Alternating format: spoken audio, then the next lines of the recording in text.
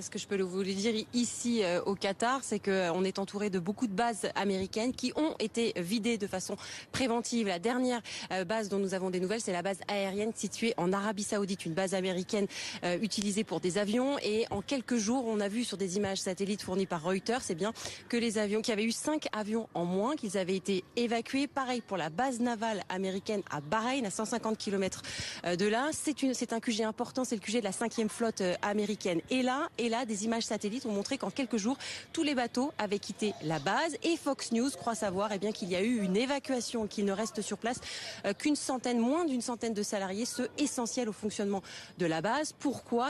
Parce que c'est plus compliqué en cas de riposte iranienne de frapper des bateaux isolés dans le golfe d'Ormuz, dans le détroit d'Ormuz, plutôt que sur la base navale. Là où nous sommes ici au Qatar, à Doha, il y a la base aérienne très importante d'Al Udeid. Elle aussi, elle a été visée. On s'est rendu sur place avec Théo Touchet. Impossible de sortir une caméra, mais ce que je peux vous dire, c'est qu'entre dimanche et jeudi, quand on est allé faire des repérages depuis la route, on a pu voir une baisse significative du nombre d'avions de transport, du nombre d'avions ravitailleurs. Pourquoi, encore une fois, en cas de représailles, l'armée américaine met ses avions, met ses navires à l'abri en cas d'attaque. Et c'est vrai que, on peut imaginer qu'un peu plus derrière moi, dans le détroit d'Ormuz, il y a beaucoup de bâtiments américains qui stationnent en attendant, juste à côté de l'Iran. Quand on est au Qatar, on est à environ 50 km des eaux territoriales iraniennes.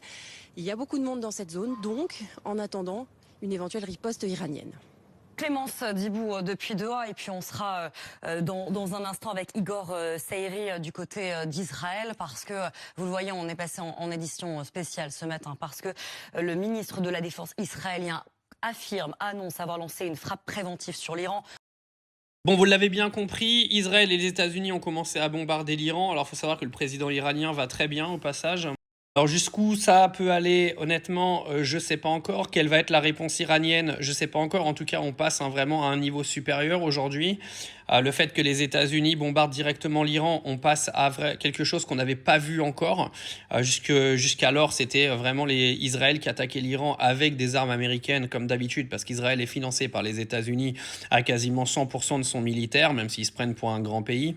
Ils ont juste quelques dossiers bien compromettants sur Donald Trump qu'il ne faut pas divulguer, donc ils le tiennent par les couilles bien comme il faut. Moi, je ne vais pas dire tout ce que je pense parce que, comme d'habitude, après, ça va donner des représailles. Moi, ce que je pense, c'est clairement que l'Iran, à un moment donné, devrait se doter du nucléaire parce que ça commence à bien faire de voir les Américains et Israël venir toujours toquer à la porte de tous les pays qui veulent contrôler et justement leur dire ce qu'ils ont à faire dans leur pays. Ceux qui pensent que Donald Trump vient sauver les Iraniens, arrêtez, il vient pas pour ça, il vient tout simplement pour aller taper sur un de ses plus gros ennemis, pour aller récupérer ce qu'il y a à récupérer là-bas, et pour aider son meilleur ami Israël au Moyen-Orient à augmenter son influence au Proche et Moyen-Orient. La population iranienne, Donald Trump n'en a absolument rien à cirer. Tout ça n'est fait que par intérêt de territoire et d'argent. Il faut savoir que l'économie américaine et le dollar sont complètement à la ramasse et il faut vite aller détourner l'attention avant que les gens s'en rendent compte. Quoi de mieux qu'une guerre pour détourner l'attention de la population contre l'économie vacillante des États-Unis et surtout quelques dossiers de Donald Trump qui devraient sortir tôt ou tard.